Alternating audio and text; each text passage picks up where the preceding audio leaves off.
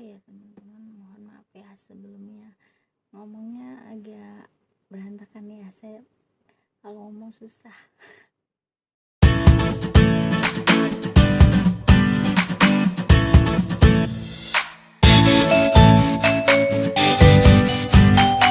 Assalamualaikum warahmatullahi wabarakatuh. Selamat malam sobat YouTube dimanapun anda berada, dimanapun kalian berada. Semoga semuanya diberikan kesehatan jasmani dan rohani, amin. Ya, sebelum saya melanjutkan bikin konten-konten yang akan datang ya, saya mau memperkenalkan dulu. Nama saya Yuni Trisnawati, asal Indramayu. Sekarang domisili saya ada di Hong Kong. Saya bekerja di Hong Kong udah lumayan sih, udah 10 tahun. Dari 2011 sampai sekarang masih ada di Hong Kong. Dulu saya pernah kerja di Singapura selama 1 tahun. Cuman karena di sana pekerjaannya sangat berat sekali, jadi saya beri kontrak dan pindah ke negara sini. Kenapa sih saya suka banget tinggal di Hong Kong dan bekerja di Hong Kong selama ini? Karena menurut saya ya, di Hong Kong itu hukumnya bagus, hukumnya kuat, dan alhamdulillah selama ini saya mendapatkan majikan yang baik, mendapatkan majikan berperilaku yang baik, nggak cerewet, nggak banyak komplain. Ya komplain sih sekali-kali, tapi nggak seperti teman-teman yang lainnya. Kebanyakan majikan cerewet lah, pokoknya banyak sekali suka dukanya kerja di Hong Kong ini ya. Apa sih, saya mau menceritakan suka duka saya selama kerja di sini. Ini untuk pengalaman saya aja, dari saya pribadi. Mungkin suatu saat saya juga akan nanya ke teman-teman lainnya, apa sih suka dukanya bekerja di Hong Kong, enak dan gak enaknya bekerja di sini ya. Karena rata-rata yang saya tahu teman-teman di sini itu, kalau saya tanya, Mbak udah kerja berapa tahun, mereka rata-rata ya 10 tahun ke atas, itu rata-rata. Kenapa sih mereka betah-betah banget di sini, kita juga nggak tahu. Menurut pengalaman saya sih, kenapa sih betah banget kerja di Hong Kong, kenapa sih suka banget di Hong Kong, kenapa sih lama banget kerja di Hong Kong gitu, selama 10 tahun kerja merantau di Hong Kong, satu negara gitu ya. Menurut saya sih senangnya gitu di negara Hong Kong ini ya, satu, hukumnya kuat tuh apa, kalau misalkan ya, walaupun saya pembantu, walaupun majikan banyak duit, membantu sedikit duit, kalau majikan yang salah itu tetap majikan salah, jadi hukumnya itu nggak bisa dibeli dengan uang.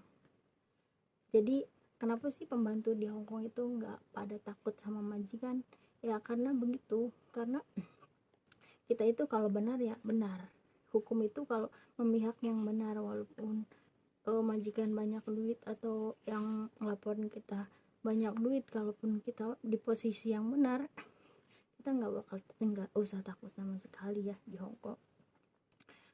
Karena hukumnya itu bagus sekali menurut saya. Yang kedua, dari saya pribadi, saya mendapatkan perilaku dari majikan yang baik, dan sampai sekarang pun alhamdulillah majikan saya sangat baik sekali. Ini udah kontrak satu kali kontrak, udah lebih hampir 1 bulan kontrak kedua ya. Tadinya mau pulang terus, tapi ada kendala, jadi di cancel dulu, diundur dulu selama insya Allah 6 bulan. Sukanya kayak gitu ya, setiap minggu libur kumpul bareng teman-teman. Aku sih nggak banyak teman ya di sini, karena dulu pengalaman banyak teman itu kayak gitu, cekcok masalah uang atau apa, pokoknya pasti ada tidak cocokan ya. Jangankan itu sama orang lain, sama saudara sendiri aja, sama saudara kandung aja ada kadang kita nggak ada kecocokan.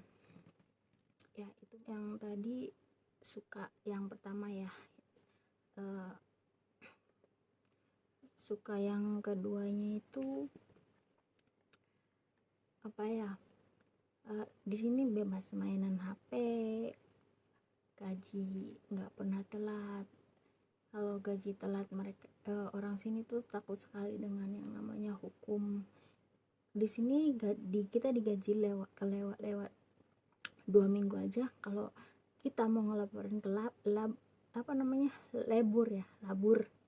labur pokoknya pihak kayak KJRI gitu ya, mereka pada takut dilaporin kesalahan mereka, ya mereka ditangkap, mereka bisa di penjara atau mereka bisa didenda.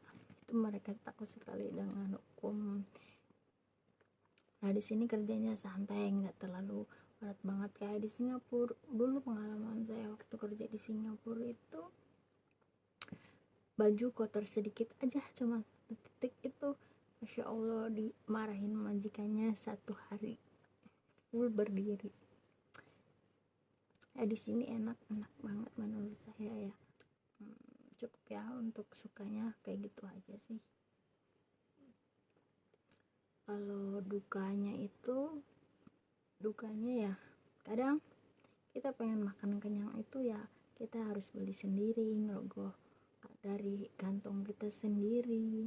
Karena kan kalau saya pribadi, saya tuh orangnya sungkan makan makanan ngambil punya si bos. Kalau nggak ditawarin, kalau nggak dikasihkan ke saya itu saya sungkan makannya.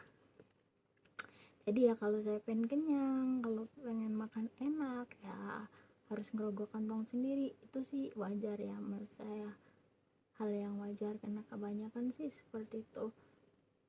Yang penting majikan jangan cerewet, nggak banyak komplain, nggak banyak ngomong, nggak pernah marah-marah. Itu sih baik, oke saja ya menurut saya. Itu umum orang sini tuh kadang pelit, tapi nggak semuanya pelit sih.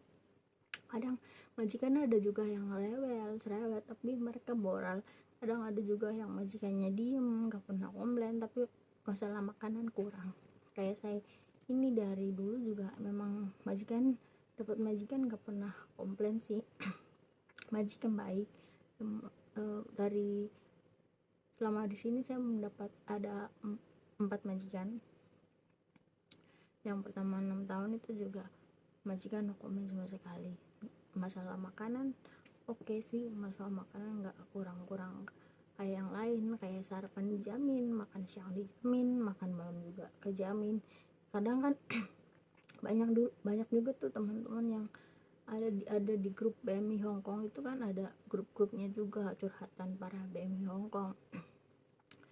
Banyak sekali yang lebih dari saya gitu.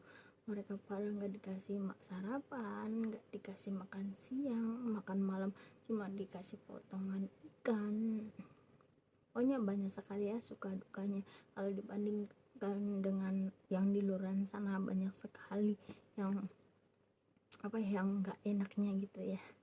Jadi disyukurin saja, alhamdulillah. Untuk duka yang kedua itu duka batin. Menurut saya itu duka batinnya yang sangat tersiksa. Kita jauh dari keluarga, kita jauh dari orang tua, kita jauh dari orang-orang yang kita sayangi gitu. Kita hari raya jauh, nggak bisa kumpul keluarga besar. Pokoknya begitu ya dukanya TKW. Jauh dari anak, jauh dari suami, orang tua meninggal kita nggak di samping, orang tua sakit kita nggak ada di samping merawat mereka, keluarga kita berduka kita nggak ada di tengah-tengah mereka, keluarga kita berkumpul kita nggak ada di tengah-tengah mereka. Pokoknya dukanya begitu ya, duka batin. Sudah dulu ya cerita dari saya. Semoga kedepannya saya bisa menanyakan teman-teman yang lain gimana sih suka duka enak dan gak enaknya kerja di Hong Kong, masalah apa aja yang mereka hadapi di sini. Tuh ya, yang belum subscribe silahkan di subscribe. Kalau suka video saya silakan di like. Oh ya teman-teman, mohon maaf ya sebelumnya ngomongnya agak berantakan ya, saya kalau ngomong susah. Saya juga nggak tahu, susah banget kalau bicara, kalau ngomong itu susah banget beraturan. Mungkin saya jarang komunikasi sama orang ya, mungkin kenapa sih saya susah banget ya, karena kayak gitu saya kalau ngomong susah. Saya merasa minder, saya merasa malu, tapi ini apa ya, saya pengen belajar ngomong di depan kamera. Tadinya saya malu banget, jangankan pengen dilihat orang, kalau bikin video itu dilihat sendiri aja malu banget, nggak pede banget, nggak tahu kenapa.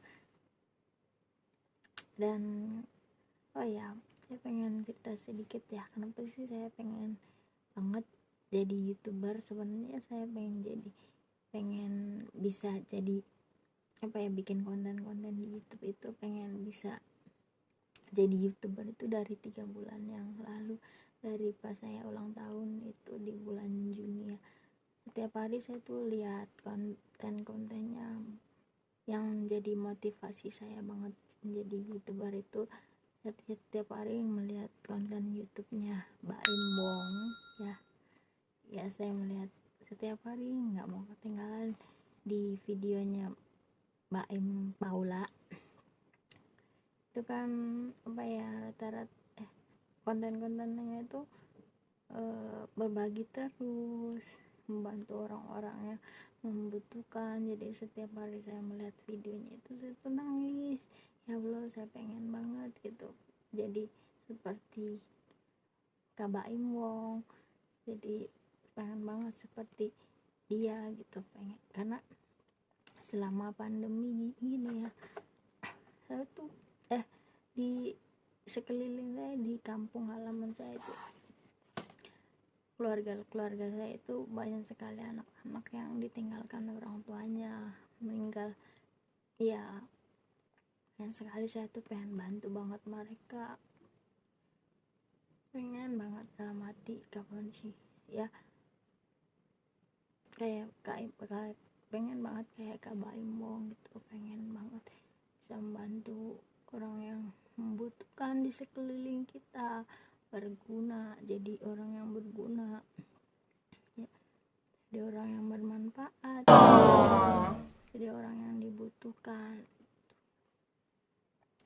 Pengen banget, semoga YouTube saya cepat berkembang ya teman-teman, doakan saya. Tanpa kalian saya nggak bisa apa-apa, tanpa dukungan kalian saya nggak bisa apa-apa. Terima kasih sudah mau mendengarkan cerita saya sedikit, curhatan saya sedikit, karena lagi pengen ngedit videonya, lagi males aja, padahal banyak sekali video yang udah saya kumpulkan, tapi lagi males aja, lagi pengen cerita-cerita aja, lagi pengen belajar ngomong di depan kamera gitu ya teman-teman. Terima kasih sudah mau mendengarkan cerita-cerita saya, curhatan-curhatan saya. Yang belum subscribe jangan lupa di subscribe, dukung channel saya ya, jangan lupa like, komen, dan share. Terima kasih. Assalamualaikum.